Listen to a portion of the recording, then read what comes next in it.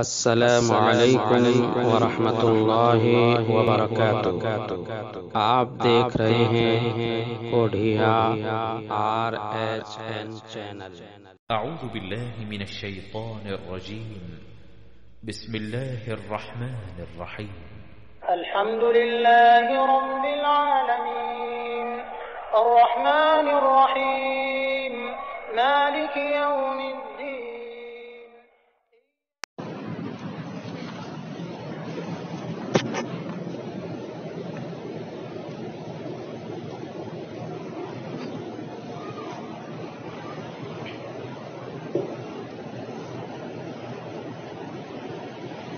الحمد لله نحمده ونستعينه ونستغفره ونعوذ بالله من شرور أنفسنا ومن سيئات أعمالنا، من يهده الله فلا مضل له ومن يضلل فلا هادي له، وأشهد أن لا إله إلا الله وحده لا شريك له، وأشهد أن محمدا عبده ورسوله۔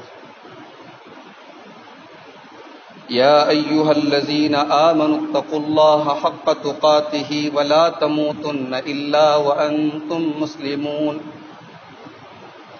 يا أيها الناس اتقوا ربكم الذي خلقكم من نفس واحدة وخلق منها زوجها وبث منهما رجالا كثيرا ونساء، واتقوا الله الذي تساءلون به والأرحام إن الله كان عليكم رقيبا۔ يا أيها الذين آمنوا اتقوا الله وقولوا قولا سديدا يصلح لكم أعمالكم ويغفر لكم ذنوبكم، ومن يطع الله ورسوله فقد فاز فوزا عظيما۔ أما بعد فإن خير الحديث كتاب الله، وخير الهدي هدي محمد صلى الله عليه وسلم، وشر الأمور محدثاتها وكل محدثة بدعة وكل بدعة ضلالة وكل ضلالة في النار۔ اعوذ باللہ من الشیطان الرجیم، بسم اللہ الرحمن الرحیم۔ الف لام میم، احسب الناس ان يتركوا ان يقولوا آمنا وهم لا يفتنون، وَلَقَدْ فَتَنَّا الَّذِينَ مِن قَبْلِهِمْ فَلَيَعْلَمَنَّ اللَّهُ الَّذِينَ صَدَقُوا وَلَيَعْلَمَنَّ الْكَاذِبِينَ۔ معزز حاضرین جمعہ، دینی و ملی بھائیوں، محترم بزرگوں، نوجوان ساتھیوں، پردہ نشین ماں اور بہنوں، پیارے بچوں، اللہ کے پیارے نبی جناب محمد الرسول اللہ صلی اللہ علیہ وسلم نے قیامت کی بہت ساری چھوٹی چھوٹی نشانیاں بیان کی۔ آپ نے بتایا ہے کہ یہ کام جب ہونے لگے تو سمجھ جاؤ کہ قیامت آنے والی۔ قیامت کی ان چھوٹی چھوٹی نشانیوں میں سے ایک نشانی یہ بھی ہے کہ جب قیامت قریب ہوگی تو فتنے بہت زیادہ نظر آئیں۔ اللہ کے نبی صلی اللہ علیہ وسلم فرماتے ہیں، بخاری شریف کی روایت ہے کہ قیامت کی ایک نشانی یہ ہے ان یتقارب الزمان، کہ زمانہ بہت قریب ہو جائے گا، ٹائم بہت جلدی گزرے گا، مہینہ ہفتے کی طرح گزرے گا، ہفتہ دن کی طرح گزرے گا۔ اور ایک نشانی یہ ہے وَأَن تَكْثُرَ الْفِتَنُ، کے فتنے بہت زیادہ ہوں۔ وَيُلْقَى الشُّحُّ، اور لوگوں کے دلوں میں مال کی محبت ڈال دی جائے۔ وَيَكْثُرَ الْحَرَجُ، اور خون خرابہ اور قتل و غارت گری بہت زیادہ ہو. تو یہ جو حدیث میں کہا گیا کہ فتنے بہت زیادہ ہوں، یہ فتنے کا کیا مطلب ہوتا ہے؟ فتنہ کس کو کہتے ہیں؟ اصل میں فتنے کا مطلب ہوتا ہے آزمائش. فتنہ کا عربی زبان کے اندر، عربی ڈکشنری کے اندر فتنہ کا معنی ہے آزمائش، امتحان. اللہ تعالی ہر دور میں کچھ ایسی چیزیں دنیا میں بھیجتا ہے جو لوگوں کے ایمان کے لیے ایک آزمائش ہوتی ہے، ایک امتحان ہوتی ہے. تو جس چیز کی وجہ سے انسان کا ایمان خطرے میں پڑنے کا ڈر ہو، جو چیز انسان کے ایمان کے لیے خطرہ ہو، ایسی تمام کی تمام چیزیں فتنہ ہیں. فتنہ کیا ہے؟ اس کو سمجھنے کے لیے ذرا قرآن کریم کی 2 آیتیں اپنے سامنے رکھیے. اللہ تعالیٰ نے سورہ عنکبوت کے شروع میں فرمایا، الف لام میم احسب الناس ان يتركوا ان يقولوا آمنا وهم لا يفتنون. کیا لوگوں نے یہ سمجھ رکھا ہے کہ یہ کہہ دینے سے کہ ہم ایمان لے آئے، ہم مومن ہو گئے، ہم نے کلمہ پڑھ لیا، کیا لوگوں نے یہ سمجھ لیا ہے کہ وہ بچ جائیں گے، ان کے اوپر آزمائشیں نازل نہیں ہوں گی، ان کو آزمایا نہیں جائے گا، ان کو فتنے میں نہیں ڈالا جائے گا؟ کیا لوگوں نے یہ سمجھ لیا ہے؟ وَلَقَدْ فَتَنَّا الَّذِينَ مِن قَبْلِهِمْ، ہم نے تم سے پہلے کے لوگوں کو بھی آزمایا ہے، تم سے پہلے کے لوگوں پر بھی ہم نے فتنے نازل کیے ہیں. اور یہ فتنے ہم کیوں نازل کرتے ہیں، یہ امتحان ہم کیوں لیتے ہیں؟ فَلَيَعْلَمَنَّ اللَّهُ الَّذِينَ صَدَقُوا وَلَيَعْلَمَنَّ الْكَاذِبِينَ. اللہ تعالی دنیا میں یہ فتنے اس لیے اتارتا ہے، اس لیے آزماتا ہے تاکہ وہ تمہیں دیکھنا چاہتا ہے کہ کون کھرا ہے، کون کھوٹا ہے، کون سچا ہے، کون جھوٹا ہے، کس کا ایمان مضبوط ہے، کس کا ایمان کمزور ہے. تو سورہ عنکبوت کی ان آیات نے بتا دیا کہ فتنہ جو ہوتا ہے اللہ تعالیٰ اس لیے دنیا میں اتارتا ہے تاکہ ایمان کا امتحان ہو جائے کہ کون اپنے امتحان میں کھرا ہے، کون اپنے امتحان میں کھوٹا ہے. اب ذرا ایک اور آیت کریمہ اپنے سامنے رکھیے. سورہ انفال میں اللہ تعالیٰ فرماتا ہے وَاتَّقُوا فِتْنَةً لَا تُصِيبَنَّ الَّذِينَ ظَلَمُوا مِنكُمْ خَاصَّةً. اے ایمان والو، فتنے سے بچو، وہ فتنہ جو صرف ظالموں کو نہیں پکڑے گا، صرف گنہگاروں کو نہیں پکڑے گا. جب وہ فتنہ آئے گا، وہ آزمائش آئے گی تو سارے لوگ اس کی چپیٹ میں آ جائیں گے. دیکھ رہے ہیں آپ، فتنے کا جب دور آئے گا تو صرف برے لوگ اس کے شکار نہیں ہوں گے، اچھے اچھے نمازی، روزہ دار، تہجد گزار، نیک، پرہیزگار، متقی، سب کو فتنوں سے دوچار ہونا پڑے گا. سب کے اوپر وہ چیزیں آئیں. اللہ کے نبی صلی اللہ علیہ وسلم ایک مرتبہ مدینہ کے ایک ٹیلے پر چڑھے، ایک پہاڑ پر چڑھے. پہاڑ پہ چڑھنے کے بعد آپ نے صحابہ سے کہا هل ترون ما ارى، کیا تمہیں وہ نظر آ رہا ہے جو مجھے نظر آ رہا ہے؟ انی لأرى الفتن خلال بیوتکم کمواقع القطر. آپ نے فرمایا کہ میں دیکھ رہا ہوں کہ تمہارے گھروں میں فتنے برس رہے ہیں، جیسے پانی برستا ہے گھروں میں، بارش کا پانی گھروں میں چلا جاتا ہے، بوچھار کی شکل میں گھروں کے اندر چلا جاتا ہے. میں دیکھ رہا ہوں کہ تمہارے گھروں میں طرح طرح کے فتنے جا رہے ہیں. اور بخاری شریف کی ایک اور حدیث میں اللہ کے رسول صلی اللہ علیہ وسلم نے فرمایا یوشک ان یکون خیر مال المسلم غنم یتبع بها شاف الجبال. قیامت کے پہلے کیسا زمانہ آنے والا ہے، اتنا برا دور آنے والا ہے، اتنے فتنوں والا زمانہ آنے والا ہے کہ مسلمان کا سب سے بہترین مال چند بکریاں ہوں گی جن کو لے کر کے مسلمان پہاڑوں کی گفاؤں میں چلا جائے گا. یعنی اتنا زیادہ فتنہ آ جائے گا کہ آدمی، نیک آدمی، مسلمان آدمی، مومن آدمی آبادی سے دور چلا جائے گا، پہاڑوں پہ چلا جائے گا، گفاؤں میں چلا جائے گا. یفر بدینہ من الفتن، وہ پہاڑوں میں کیوں جائے گا؟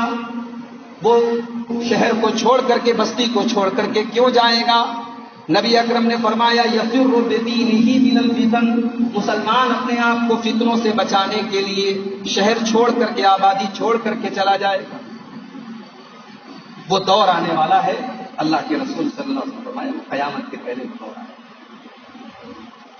میرے بھائیوں، میرے بزرگوں، میری ماؤں، میری بہنوں، اللہ کے رسول نے جو جس دور کی پیشن گوئی کی تھی، یہ وہی دور چل رہا ہے۔ طرح طرح کے فتنے آج ایک مسلمان کے سامنے، ایک مسلمان کے دین کے لیے، اس کے ایمان کے لیے، اس کے اسلام کے لیے چیلنج بنے ہوئے ہیں۔ کہیں مال کا فتنہ ہے، کہیں جہالت کا فتنہ ہے، کہیں بدکاری کا فتنہ ہے، کہیں عورت کا فتنہ ہے، کہیں دولت کا فتنہ ہے، کہیں ارتداد کا فتنہ ہے۔ مختلف قسم کے فتنے، مختلف قسم کی آزمائشیں آج ایک مسلمان کے ساتھ۔ تمام فتنوں پر بات کرنا جمعہ کے ایک مختصر سے خطبے میں ممکن نہیں، مگر علامہ ابن قیم نے ایک جگہ لکھا ہے کہ جتنے بھی فتنے ہیں ان کو ہم دو کیٹیگری میں ڈیوائڈ کر سکتے ہیں۔ دنیا میں جتنے بھی فتنے آتے ہیں وہ دو طریقے کے ہوتے ہیں۔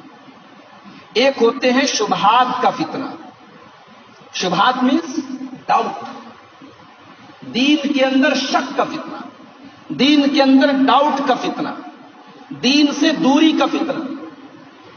اور دوسرا فتنہ کس چیز کا ہے؟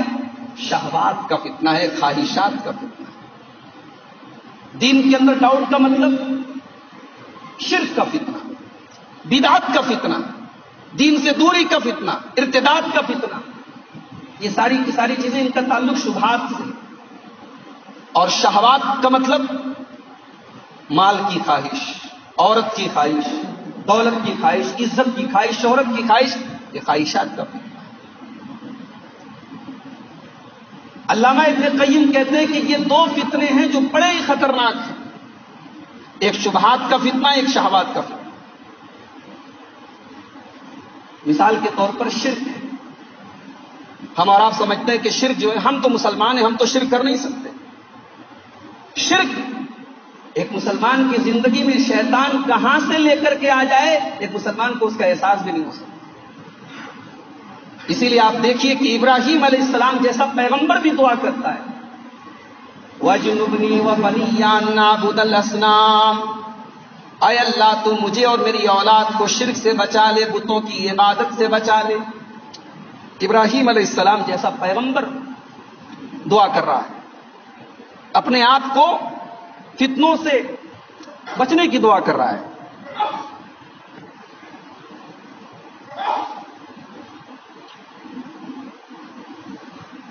اتنی باریک چیز اور اتنی خطرناک چیز ہے یہ شرک۔ دین کے اندر نئے نئے کاموں کا، بدعات اور خرافات کا فتنہ، کیا آج ہم اس کو اپنی آنکھوں سے نہیں دیکھ رہے؟ امت کا ایک بڑا طبقہ آج دین کے نام پر خرافات میں، بدعات میں مبتلا ہے۔ اسے آپ لاکھ سمجھائیں، آپ اس کی نظر میں گستاخ ہیں، آپ اس کی نظر میں برے ہیں۔ کیوں؟ کیونکہ اس کو یہ پٹی پڑھا دی گئی کہ ہم جو کر رہے ہیں وہ صحیح کر رہے ہیں۔ کتنا بڑا فتنہ ہے دین کے اندر، نئے نئے کاموں کا فتنہ کتنا بڑا فتنہ ہے۔ اللہ کے پیارے نبی صلی اللہ علیہ وسلم اپنی ہر تقریر میں، اپنے ہر خطبے میں یہ بات کہتے ہیں، ایاکم ومحدثات الامور، اے لوگو تم دین کے اندر نئے نئے کاموں سے بچنا۔ فإن كل محدثة بدعة، اس لیے کہ دین کے اندر نیا نکالا گیا کام بدعت ہے، وكل بدعة ضلالة، اور ہر بدعت گمراہی ہے۔ اسی طریقے سے ایک اور فتنہ اس دور کا بہت بڑا فتنہ ہے، ارتداد کا فتنہ۔ آج کتنے مسلمان ہیں چند ٹکوں کے بدلے، چند پیسوں کے بدلے آج ایمان اپنا بیچ رہے ہیں، ایمان کا سودا کر رہے ہیں۔ ان کو اپنے ایمان کی ویلو نہیں معلوم، اپنے ایمان کی قیمت نہیں معلوم۔ معمولی سے چند پیسوں کے لیے، یا مسلمان لڑکی اپنے بوائے فرینڈ سے شادی کرنے کے لیے آج اسلام کو چھوڑ کر کے، ایمان کو چھوڑ کر کے دوسرے مذہب میں داخل ہو رہی، مرتد ہو رہی ہے۔ کتنا بڑا فتنہ۔ اور دوسری طرف شہوتوں کا جو فتنہ ہے، خواہشات، کہیں شرمگاہ کی خواہشات، زناکاری ہو رہی ہے، بدکاری ہو رہی ہے، لوط علیہ السلام کی قوم کا کام ہو رہا ہے، مسلمانوں کے سماج میں ہو رہا ہے، گھر گھر میں بے حیائی اور بدکاری نے ڈیرے ڈال رکھے، نوجوان لڑکے لڑکیاں بے راہ روی کا شکار ہیں، شرم و حیا کا جنازہ نکل رہا ہے، گھروں سے غیرت رخصت ہو رہی ہے. کیا یہ فتنہ نہیں ہے؟ عورت بہت بڑا فتنہ ہے. عورت اگر بے حیا ہو جائے، عورت کے اندر سے شرم و حیا نکل جائے تو دنیا کی سب سے بڑی مصیبت بن جاتی ہے. اللہ کے پیارے نبی صلی اللہ علیہ وسلم فرماتے ہیں الدنیا حلوۃ خضرا، دنیا بڑی میٹھی اور بڑی رنگین ہے. وَإِنَّ اللَّهَ مُسْتَخْلِفُكُمْ فِيهَا، اور اللہ تعالیٰ نے تم کو دنیا میں بھیجا ہے فَيَنْظُرَ كَيْفَ تَعْمَلُونَ، تاکہ اللہ تعالیٰ دیکھے کہ تم کیسا عمل کرتے ہو. فَاتَّقُوا الدُّنْيَا وَاتَّقُوا النِّسَاءَ، اے لوگوں تم دنیا کے فتنے سے بچنا اور عورت کے فتنے سے بچنا. اللہ کے رسول صلی اللہ علیہ وسلم نے ترازو کے ایک پلڑے میں پوری دنیا کو رکھ دیا اور دوسرے فتنے میں عورت کو رکھ دیا. اتنا خطرناک فتنہ ہے عورت. اور آگے بڑھیے، مال کا فتنہ. پیسہ کمانے کی دھن جب سوار ہو جائے تو ہم حلال کام کر رہے ہیں کہ حرام کام کر رہے ہیں، کوئی فرق نہیں. یہی بنارس تھا، یہی ہماری برادری تھی، یہی ہمارے لوگ تھے. کرگے کا دور تھا، گدیوں پر اونچے اونچے ریٹ میں آرڈر ملتے تھے کہ تم ہماری ساڑی بناؤ، ساڑی میں فیگر بناؤ. ہمارے بھائی نہیں بناتے تھے. جو لوگ اس کا کام کرتے تھے ان کا بائیکاٹ کیا جاتا تھا، ان کے گھر دعوتیں نہیں کھاتے تھے لوگ، ان کے گھر شادیوں میں شامل نہیں ہوتے تھے کہ جناب یہ فیگر کا کام کرتا ہے. اور آج حالات کیا ہیں؟ ابھی پچھلے ہفتے میرے پاس ایک فون آیا میرے محلے کی کسی خاتون کا، کہنے لگی مولوی صاحب فیگر کے کپڑے میں جھالر بنانا کیسا ہے؟ میں نے کہا اگر فیگر حرام ہے، فیگر غلط ہے ہماری نظر میں، شریعت کی نظر میں، تو اس پر کسی بھی قسم کا کام کرنا غلط ہے. اللہ تعالیٰ نے صاف اصول بیان کر دیا قرآن کے اندر، تعاونوا علی البر والتقوی ولا تعاونوا علی الاثم والعدوان، اچھے کاموں میں ایک دوسرے کی مدد کرو، برے کام میں کوئی کسی کی مدد نہ کرے. وہ خاتون بولی مولوی صاحب ہمارے ہی لوگ کہہ رہے ہیں کہ بنا سکتے ہیں، بننا اور کام کر اس پر جو ہے اس کی ڈیزائن بنانا غلط ہے، لیکن ہم تو ایک جھالر بنا رہے ہیں، ہم تو صرف ایک ہینڈ ورک کر رہے ہیں، اس میں تو کچھ غلط نہیں. میں نے کہا جو لوگ کہہ رہے ہیں میں نہیں جانتا کہ ان کے پاس ان کی کیا دلیل ہے، مگر قرآن و سنت کی روح سے اگر فیگر کی ساڑی بننا حرام ہے تو اس پر رفو بنانا بھی حرام ہے، اس پر ماڑی لگانا، اس پر رولا کرنا، اس پر جھالر بنانا، اس پر امبرائڈری کا کام کرنا، سارے کام حرام. لیکن آج ایک بڑی تعداد نہیں پرواہ کرتی میرے پاس، کیونکہ اس کو نظر آ رہا ہے بڑا پیسہ مل رہا ہے. ساری مارکیٹ میں مہنگا ہے لیکن ہمیں آرڈر پر آرڈر مل رہا ہے. تو یہ جب آدمی کا مزاج بن جائے کہ پیسہ آنا چاہیے جہاں چاہے جیسے بھی آئے، تو یہ بہت بڑا ہے. اللہ کے پیارے نبی فرماتے ہیں یاتی علی الناس زمان لا یبالی المرء من این اخذ المال، ایک ایسا زمانہ لوگوں کے اوپر آنے والا ہے جب انسان پرواہ نہیں کرے گا کہ مال کہاں سے کما رہا ہے، حلال طریقے سے کما رہا ہے یا حرام طریقے سے کما رہا ہے. یہ مال کا فتنہ ہے. اور ایک ہوتا ہے کرسی کا فتنہ، عہدے کا فتنہ. مجھے مدرسے کا ناظم بنا دیا جائے، مجھے مسجد کا متولی بنا دیا جائے، مجھے جماعت کا امیر بنا دیا جائے. یہ بڑا خطرناک فتنہ ہے. مسجد میں آج جھگڑے ہیں، جماعتوں میں جھگڑے ہیں، گلی گلی میں آج مقدمے بازیاں ہیں. شہرت کا چسکا، عہدے کی لالچ، کرسی کی لالچ، یہ بڑی خطرناک چیز ہے. یہ سارے فتنے ہیں. اور یہ جو شہرت کا فتنہ ہوتا ہے نا، اتنا خطرناک ہوتا ہے کہ اللہ کے رسول صلی اللہ علیہ وسلم نے فرمایا کہ اگر بکریوں کے باڑے میں، بکریوں کے جھنڈ میں اگر 2 بھوکے بھیڑیوں کو ڈال دیا جائے تو اتنا نقصان نہیں پہنچے گا جتنا انسان کے دین کو دو چیزوں سے نقصان پہنچتا ہے، ایک مال کی لالچ اور ایک شہرت کی لالچ۔ انسان کے دین کو مال کی لالچ اور شہرت کی لالچ سے جتنا نقصان پہنچتا ہے، وہ بکری کے باڑے میں اگر ہم 2 بھوکے بھیڑیوں کو ڈال دیں تو اتنا نقصان نہیں پہنچتا۔ سوال یہ ہے میرے بھائیوں کہ فتنے اتنے زیادہ ہیں، فتنوں کے اس دور میں ہمیں کیا کرنا چاہیے، ہماری کیا ذمہ داری ہے، ہماری کیا رسپانسبلٹی ہے، ہمیں کیا کرنا ہے شریعت کی روشنی میں؟ یہ آج کے ہمارے خطبہ جمعہ کا اصل ٹاپک ہے کہ فتنوں کے اس دور میں ہم کیا کریں۔ تو سب سے پہلا کام فتنوں کے اس دور میں جو ہمیں اور آپ کو کرنا ہے وہ یہ ہے کہ جہاں تک ہو سکے ہم اپنے آپ کو فتنے والی چیزوں سے دور رکھیں، جہاں تک ہو سکے۔ جتنے فتنوں کو میں نے بیان کیا، چاہے وہ مال کا فتنہ ہو، چاہے وہ عورت کا فتنہ ہو، چاہے وہ شہرت کا فتنہ ہو، چاہے وہ شرک کا فتنہ ہو، چاہے وہ ارتداد کا فتنہ ہو، چاہے وہ بدعت اور خرافات کا فتنہ ہو، فتنے والی چیزوں سے اپنے آپ کو جہاں تک ہو سکے بچا کر رکھیں۔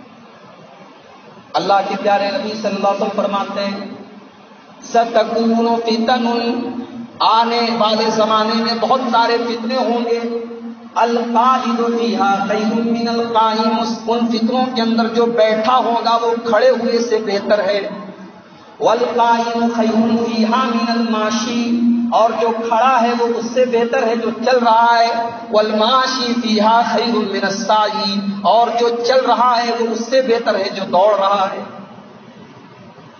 کیا مطلب؟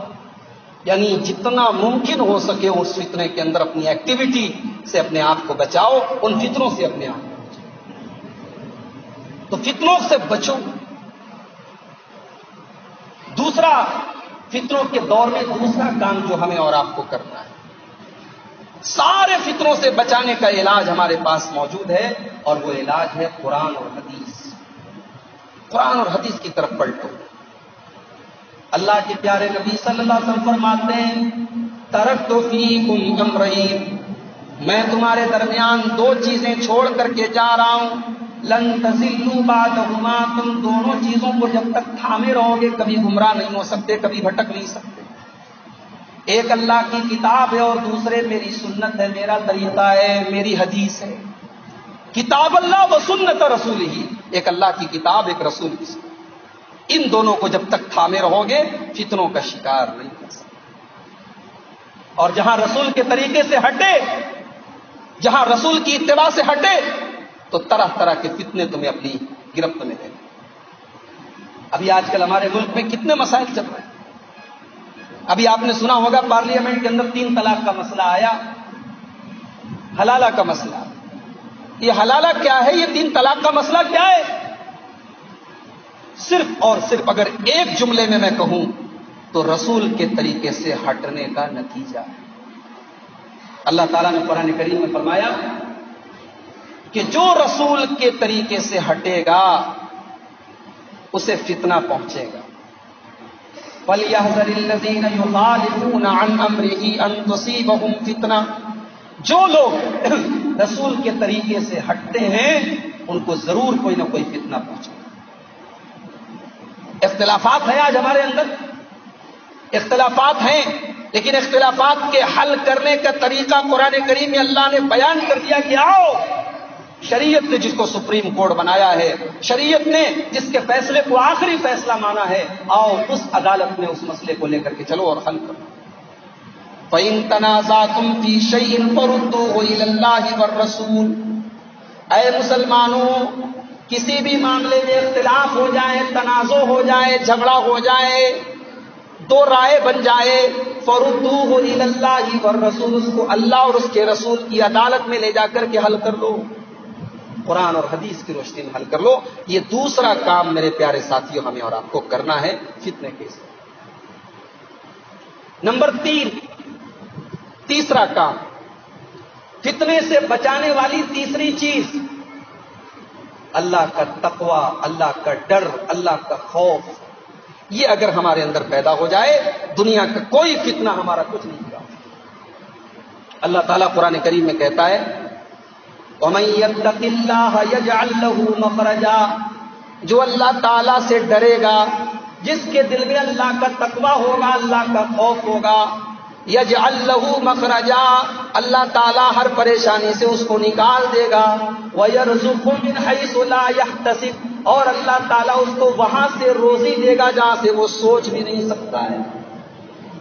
آدمی آج چند پیسوں کے لیے حرام کام کرتا ہے، سود کا کام کرتا ہے، بیاج کا کام کرتا ہے، لیکن آدمی اگر سوچ لے، اللہ کا ڈر اپنے دل میں پیدا کر کے اس حرام کام کو چھوڑ دے، یقین ہے قرآن کریم کی یہ آیت ہمیں یقین دلاتی ہے کہ اللہ حلال طریقے سے اتنی روزی دے گا کہ آدمی سوچ بھی نہیں سکتا۔ تقویٰ اپنے اندر پیدا کرو، جتنے بھی فتنے ہیں تقویٰ اگر ہمارے اندر پیدا ہو جائے، اللہ تعالیٰ ہمیں ان فتنوں سے بچنے کا راستہ بتا دے۔ ان تتقوا اللہ یجعل لکم فرقانا، اے ایمان والو اگر تم اللہ سے ڈرو گے، اگر تمہارے اندر اللہ کا تقویٰ پیدا ہو جائے گا تو اللہ تعالیٰ تم کو صحیح اور غلط میں فرق کرنے کی صلاحیت دے گا، حق اور باطل میں فرق کرنے کی تمیز دے گا، صلاحیت دے گا۔ تو یہ تیسرا کام میرے پیارے ساتھیوں ہمیں اور آپ کو کرنا ہے، تقویٰ اپنے اندر پیدا کرنا ہے۔ نمبر 4، فتنوں کے اس دور میں نمبر 4 چوتھا کام ہمیں اور آپ کو کیا کرنا ہے؟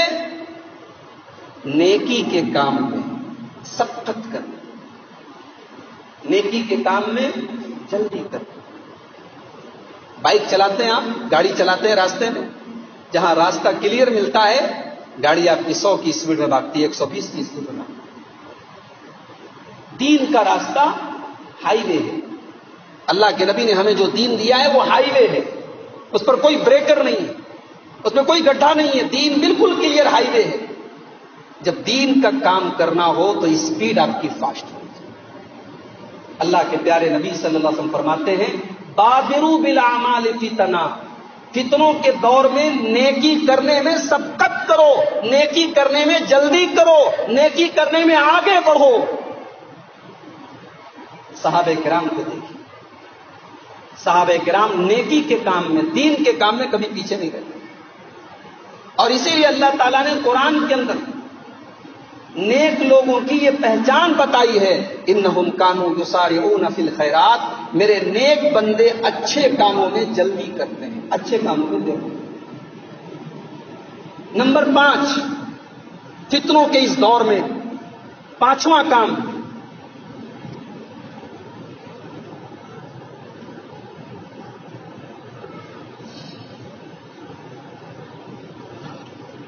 پانچواں کام جو ہمیں اور آپ کو کرنا ہے میرے پیارے ساتھی، اختلاف سے بچنا ہے، اجتماعیت پیدا کرنی ہے، اتحاد اپنے اندر پیدا کرنا ہے۔ اللہ کے پیارے نبی صلی اللہ علیہ وسلم فرماتے ہیں، مسلم شریف کی روایت، اللہ تعالیٰ کو 3 کام بہت پسند ہے اور 3 کام بہت ناپسند ہے۔ کون کون سا کام پسند ہے اللہ کو؟ فرمایا کہ فَيَرْضَىٰ لَكُمْ أَن تَعْبُدُوهُ وَلَا تُشْرِكُوا بِهِ شَيْئًا۔ پہلا کام جو اللہ کو بہت پسند ہے کہ تم صرف اور صرف اللہ کی عبادت کرو، اللہ کے ساتھ کسی کو شریک مت کرو۔ اور دوسرا کام جو اللہ کو بہت پسند ہے وَأَن تَعْتَصِمُوا بِحَبْلِ اللَّهِ جَمِيعًا، اللہ کی رسی کو مل کر کے تھامو۔ اور تیسرا کام جو اللہ کو بہت پسند ہے وَلَا تَفَرَّقُوا، آپس میں اختلاف مت کرو۔ ذرا ذرا سی باتوں پر آج ہمارے بیچ میں گالی گتم گتھا ہو جاتی ہے، گالی گلوچ ہو جاتا ہے، لڑائی جھگڑے ہو جاتے ہیں۔ اتحاد پیدا کرو، تفرقے سے بچو، اجتماعیت اپنے اندر پیدا کرو۔ ہمارے دین میں 5 ٹائم کی نماز بھی جماعت سے پڑھنا۔ بھائی دنیا کے سارے مذاہب میں عبادت جو ہے وہ مل کر کے کرنا ضروری نہیں ہے، اکیلے بھی کر سکتے ہو، لیکن ہمارے مذہب میں نماز جماعت سے پڑھنی ہے، بغیر مجبوری کے آپ جماعت نہیں چھوڑ سکتے۔ اور اگر 5 ٹائم کی نماز میں کسی وجہ سے آپ نہیں پہنچ سکے مسجد میں تو کم سے کم جمعہ میں تو آپ آئیں گے۔ قدم قدم پہ ہمارا دین ہمیں اجتماعیت سکھاتا ہے، مل جل کر کے رہنے کی تعلیم دیتا ہے۔ فتنوں کے اس دور میں مسلمانوں کی اجتماعیت کے ساتھ رہو، اختلاف مت کرو۔ اللہ کے پیارے نبی صلی اللہ علیہ وسلم فرماتے ہیں ثلاث خصال لا یغل علیہن قلب امرئ مسلم، تین چیزیں جس مسلمان کے دل میں پیدا ہو جائیں گی اس مسلمان کے دل میں کبھی کوئی بیماری پیدا نہیں ہو سکتی، اس مسلمان کے دل میں کبھی کوئی کینہ کپٹ پیدا نہیں ہو سکتا، کوئی غلط خیال پیدا نہیں ہو سکتا اگر تین چیزیں پائی جائیں۔ نمبر 1، اخلاص العمل للہ، اپنے عمل کو اللہ کے لیے خالص کر دے، ریاکاری سے اپنے آپ کو بچائے، دکھاوے سے اپنے آپ کو بچائے، خالص اللہ کے لیے نیک عمل کرے۔ نمبر 2، دوسرا کام، ومناصحۃ ولاۃ الامر، اپنے امیر کی خیر خواہی کرے، جو مسلمانوں کا امیر ہو، جو مسلمانوں کا حکمراں ہو، اس کے ساتھ خیر خواہی کرے، اس کا برا نہ چاہے۔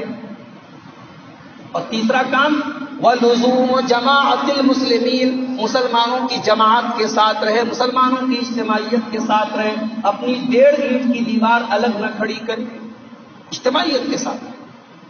تو یہ 5واں کام ہمیں اور آپ کو کرنا ہے کہ ہمیں اور آپ کو اجتماعیت کے ساتھ رہنا۔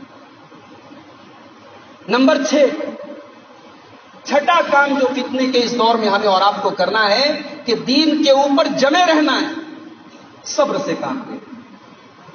ابھی آپ نے خبر سنی ہوگی، بالی ووڈ کی ایک ہیروئن ہے، کشمیر کی رہنے والی مسلمان لڑکی ہے، 18 سال کی لڑکی ہے، زائرہ وسیم نام ہے اس لڑکی کا۔ 5 سال سے وہ لڑکی فلمیں بنا رہی ہے، بالی ووڈ کی دنیا میں ہے، اس کے پاس عزت کی کمی نہیں، پیسے کی کمی نہیں، نام کی کمی نہیں، لیکن 18 سال کی اس لڑکی کے دل اور دماغ میں کہاں سے خیال پیدا ہوا؟ اس نے فیس بک کے اوپر ایک لمبا پوسٹ ڈالا اور اس لڑکی نے، 18 سال کی اس مسلمان لڑکی نے کہا کہ بالی ووڈ میں، فلمی دنیا میں مجھے پیسہ ملا، نام ملا، شہرت ملی، عزت ملی، سب کچھ ملا، مگر کہیں نہ کہیں سکون کی کمی مجھے کھلتی ہے۔ مجھے ایسا لگا کہ اس دنیا میں آنے کے بعد میرے رب کے ساتھ، میرے اللہ کے ساتھ جو میرا رشتہ ہے وہ کمزور ہو رہا ہے۔ اور آج 18 سال کی وہ لڑکی اعلان کرتی ہے کہ میں بالی ووڈ کی دنیا چھوڑ رہی ہوں، میں فلمی دنیا کو ترک کر رہی ہوں اللہ کے لیے، اللہ کے دین کے لیے۔ پورے ہندوستان میں اس 18 سال کی لڑکی کے اس بیان پر بھوچال آ گیا، میڈیا میں خبریں آنے لگی، اس لڑکی کو جہادی کہا جانے لگا، اس کو دقیانوس کہا جانے لگا، اس کو پتہ نہیں کل تک جس کی تعریف، جس کے فوٹو چھپتے تھے اخباروں میں، جس کی تصویریں میڈیا میں آتی تھی، آج اس لڑکی کو برا بھلا کہا جا رہا ہے۔ کیوں؟ صرف اس لیے کہ اس لڑکی نے اللہ کے لیے، اللہ کے دین کے لیے، اللہ کو راضی کرنے کے لیے فلمی دنیا کو چھوڑ دیا ہے۔ اسے ایسا محسوس ہوا ہے کہ ایمان والی عورت، ایک اسلام پر چلنے والی عورت اس دنیا میں نہیں رہ سکتی۔ میرے پیارے ساتھیوں، دعا کرو اللہ تعالیٰ اس لڑکی کو دین پر استقامت عطا فرمائے، اسے دین پر اور اپنے اس کام پر جمے رہنے کی توفیق عطا فرمائے۔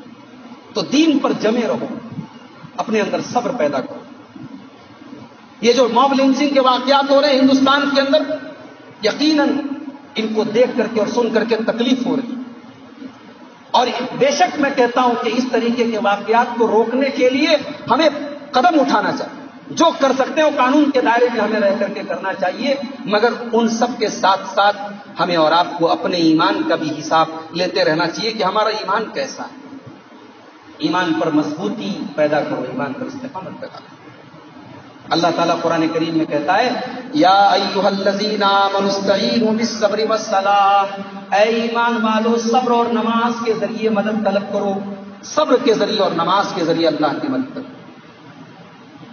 حجاج بن یوسف کا نام سنا ہے آپ نے، بہت بڑا ظالم گورنر گزرا ہے اسلامی تاریخ۔ حجاج بن یوسف جس نے بہت سارے تابعین کو، بڑے نیک لوگوں کو قتل کروایا، بڑے نیک لوگوں کا اس نے خون کیا تھا، حجاج بن یوسف بڑا ظالم ہے۔ حجاج بن یوسف کے ظلم کی شکایت لے کر کے حضرت انس بن مالک کے پاس لوگ پہنچے، بخاری کی روایت۔ انس بن مالک کون ہے؟ اللہ کے رسول کے صحابی ہیں۔ ان کے پاس آ کر کے لوگوں نے کہا کہ اے انس، اے صحابی رسول، حجاج بن یوسف ہمارے اوپر بڑا ظلم کر رہا ہے، کیا کریں؟ حضرت انس نے کہا اصبروا، صبر سے کام،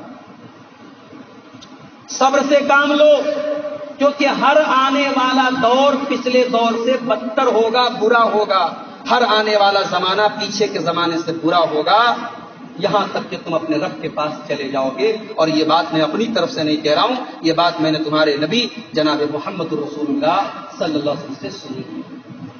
تو صبر سے کام لیں، برداشت سے کام لیں، اپنے ایمان پر جمے رہیں، اپنے ایمان میں کوئی کمپرومائز نہ کریں، اپنے دین میں کوئی کمپرومائز نہ کریں. نمبر 7واں کام میرے پیارے ساتھیوں ہمیں اور آپ کو جو کرنا ہے فتنوں کے اس دور میں، علماء سے تعلق قائم کریں. اہل علم علماء ربانی سے رجوع کریں، جن کے پاس علم دین ہے، جنہوں نے علم دین حاصل کیا ہے، ان سے تعلق قائم کریں. دین کے مسائل کے سلسلے میں ان سے رجوع کریں. کسی قسم کا کوئی مسئلہ آئے تو ان کے پاس جا کر کے ان سے پوچھیں. اللہ تعالیٰ قرآن کریم میں کہتا ہے وَإِذَا جَاءَهُمْ أَمْرٌ مِّنَ الْأَمْنِ أَوِ الْخَوْفِ أَذَاعُوا بِهِ. اے ایمان والو، تمہیں کیا ہو گیا ہے کہ تمہارے پاس جب کوئی خبر آتی ہے اچھی یا بری تو تم اس کو پھیلانے لگتے ہو. وَلَوْ رَدُّوهُ إِلَى الرَّسُولِ وَإِلَى أُولِي الْأَمْرِ مِنْهُمْ لَعَلِمَهُ الَّذِينَ يَسْتَنبِطُونَهُ مِنْهُمْ. اگر تم رسول کی طرف رجوع کرتے اور تم اپنے علماء کی طرف رجوع کرتے تو جو علماء مسائل کی باریکی کو سمجھتے ہیں وہ صحیح مسئلے تک، صحیح فیصلے تک پہنچتے. قرآن نے علماء کی طرف رجوع کرنے کا حکم دیا. میرے بھائیوں، بڑے افسوس کے ساتھ کہنا پڑتا ہے کہ آج ہم نے دین کے مسائل میں علماء کا جو یہ حق ہے ہم نے یہ ہر آدمی کو دینا شروع کر دیا. ایسا کبھی نہیں ہوا کہ ہمارا بچہ بیمار ہو ہم انجینئر کے پاس علاج کے لیے جائیں، کیونکہ ہم جانتے ہیں انجینئر کے پاس انجینئرنگ ہے، ڈاکٹری کا علم نہیں. ایسا کبھی نہیں ہوا کہ انجینئر سے ڈاکٹر کا کام لیا جائے، ڈاکٹر سے انجینئر کا کام لیا جائے. علم دین علماء کا کام ہے. علم دین کی رہنمائی کرنا، دین کے مسائل کو حل کرنا، یہ حق ہر آدمی کو حاصل نہیں. اور جب یہ حق آپ سب کو دیں گے تو مسائل پیدا ہوں. اور خاص طور سے اس دور میں جبکہ انسان جس کا کوئی استاد نہ ہو، اس کا استاذ کون ہے؟ انٹرنیٹ ہے، گوگل ہے، انٹرنیٹ ہے. اور انٹرنیٹ ایک ایسی دنیا ہے جہاں حدیث کا انکار کرنے والے منکرین حدیث بھی موجود ہیں، جہاں قادیانیوں کے لوگ بھی موجود ہیں، جہاں عیسیٰ علیہ السلام کو کے نام پر جھوٹا نبی ایک پیدا ہوا ہے پاکستان میں، اس کے ماننے والے بھی موجود ہیں. بڑے بڑے باطل اور گمراہ قسم کے تمام لوگ موجود ہیں. اور جس کے پاس سمجھ نہ ہو، صلاحیت نہ ہو، وہ انٹرنیٹ کی اس وشال اور اس وسیع دنیا میں گم ہو جائے گا. اور پھر وہ آپ کو جو معلومات دے گا وہ کہاں سے دے رہا ہے، کیسی دے رہا ہے، نہ اس کو سمجھ میں آئے گا نہ آپ کو سمجھ میں آئے گا. یہ جو طریقہ ہمارے سلف سے چلا آ رہا ہے کہ حدیث کو، محدثین حدیث کو اپنے اساتذہ سے سیکھتے تھے، کتابوں سے نہیں سیکھتے تھے. ہمارے ہندوستان میں بھی ہمارے جو بڑے بڑے علماء پیدا ہوئے انہوں نے کتابوں کے ذریعے علم نہیں حاصل کیا، انہوں نے استاذوں سے علم حاصل کیا. کیوں؟ کیونکہ یہ جو طریقہ ہے یہ صحابہ کرام کے زمانے سے چلا ہے. کتاب پڑھنی چاہیے، لیکن اگر بغیر استاذ کی رہنمائی کے آپ کتاب پڑھیں گے تو بھٹکنے کا پورا چانس موجود ہے. اسی لیے اللہ کے پیارے نبی صلی اللہ علیہ وسلم نے قیامت کی نشانی بتائی ہے کہ قیامت کے پہلے ایک ایسا دور آئے گا اتخذ الناس رؤوسا جہالا، کہ جو جاہل ہوں گے وہ لوگوں کے پیشوا بن جائیں. آج آپ دیکھ لیں کیسے کیسے مسائل ہمارے بنارس میں پیدا ہوئے. اور اگر میں اور کھل کر کے کہوں تو ہماری جماعت میں پیدا ہوا. کہیں کوئی کہہ رہا ہے کہ عذاب قبر کا ثبوت کہاں ہے قرآن میں، عذاب قبر کا کوئی انکار کر رہا ہے، کوئی تراویح کو بدعت قرار دے رہا ہے، کوئی کہہ رہا ہے کہ عیسیٰ علیہ السلام دنیا میں اب دوبارہ نہیں آئیں گے، عیسیٰ علیہ السلام مر چکے، ان کو موت آ چکی. جبکہ یہ وہ مسائل ہیں جس پر 1400 سال سے امت کے علماء کا، سلف صالحین کا اتفاق چلا رہا ہے. یہ مسائل کیوں پیدا ہو رہے ہیں؟ کیونکہ آج ہر آدمی اپنی جگہ علامہ بنا ہوا ہے، مفتی بنا ہوا ہے. میرے بھائیوں، ہماری جماعت میں سب سے زیادہ تحقیق کرنے کی دعوت دی گئی. تحقیق کرو، مطالعہ کرو، کتابیں پڑھو، تقریریں سنو.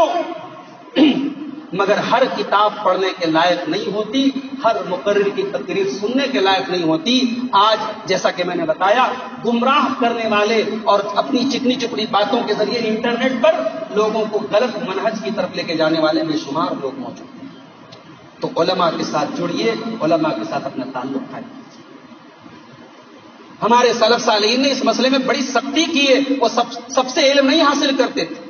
علم حاصل کرنا ایک بہت اونچی چیز ہے. علم اسی سے حاصل کیا جائے گا جو عالم ہو, اس نے واقعی میں اساتذہ سے علم حدیث سیکھا ہو, شریعت کا علم سیکھا ہو. ایک آدمی چند کتابیں پڑھ کے عالم نہیں بن سکتا.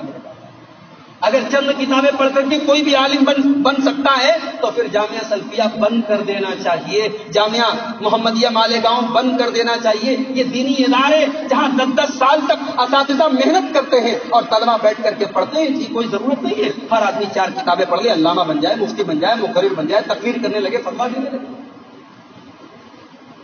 ہمارے بعض بھائی اللہ ان کو ہدایت دے, وہ اس بات کو نہیں سمجھتے. اور اگر آپ نے آج اس بات کو نہیں سمجھا, اگر آج اس مسئلے کی نزاکت کو آپ نے نہیں سمجھا تو آنے والے وقت میں بڑا پچھتانا پڑے گا میرے بھائیوں. اور آج پچھتانا پڑ رہا ہے. بڑے فتنے آج ہماری جماعت میں پیدا ہو رہے ہیں, بڑے مسائل پیدا ہو رہے ہیں, اور آج جماعت کے جو علماء ہیں, جو ذمہ دار ہیں, وہ پریشان ہیں ان مسائل کو حل کرنے.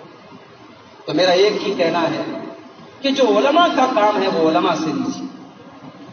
دین کی دعوت پر علماء کا ٹھیکہ نہیں, علماء نے ٹھیکہ نہیں لیا. دین کی دعوت کا کام کوئی بھی کر سکتا ہے, مگر فتویٰ دینا, دین کی رہنمائی کرنا, یہ سب کا کام نہیں ہے میرے بھائی.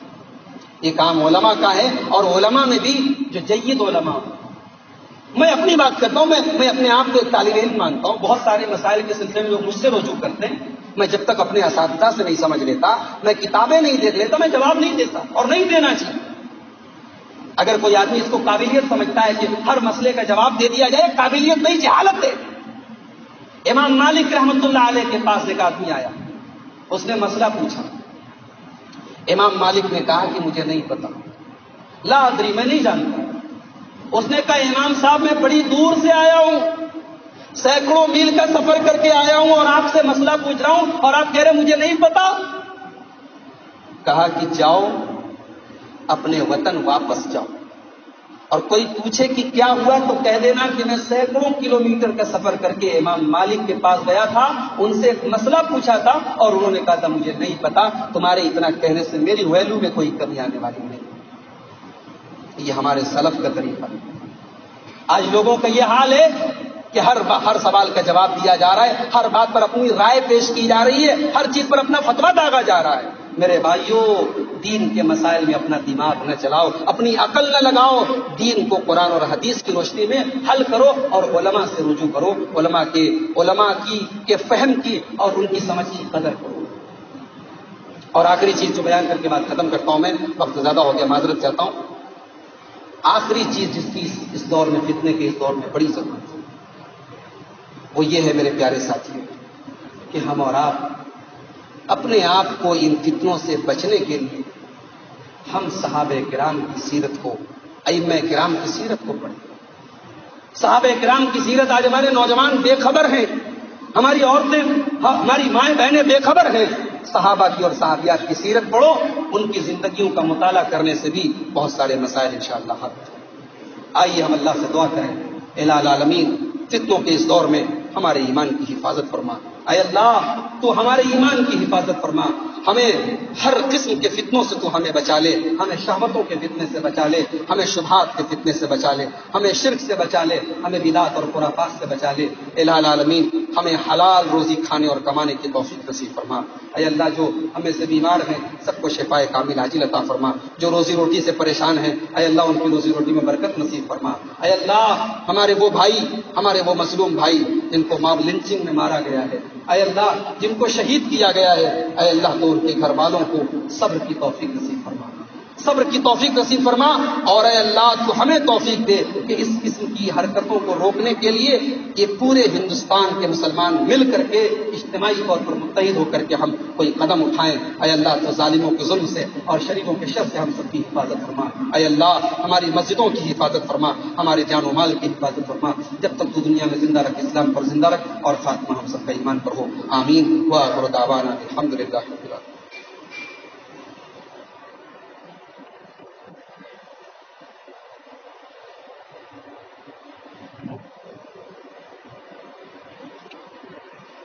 الحمد للہ کفا وسلام علی عبادہ الذین اصطفی. اما بعد فاعوذ باللہ من الشیطان الرجیم بسم اللہ الرحمن الرحیم ان اللہ وملائکتہ یصلون علی النبی یا ایھا الذین آمنوا صلوا علیہ وسلموا تسلیما اللهم صل على محمد وعلى آل محمد كما صليت على إبراهيم وعلى آل إبراهيم إنك حميد مجيد اللهم بارك على محمد وعلى آل محمد كما باركت على إبراهيم وعلى آل إبراهيم إنك حميد مجيد اللهم أعز الإسلام والمسلمين وأذل الشرك والمشركين ودمر أعداء الدين برحمتك يا أرحم الراحمين إن الله يأمر بالعدل والإحسان وإيتاء ذي القربى وينهى عن الفحشاء والمنكر والبغي يعظكم لعلكم تذكرون.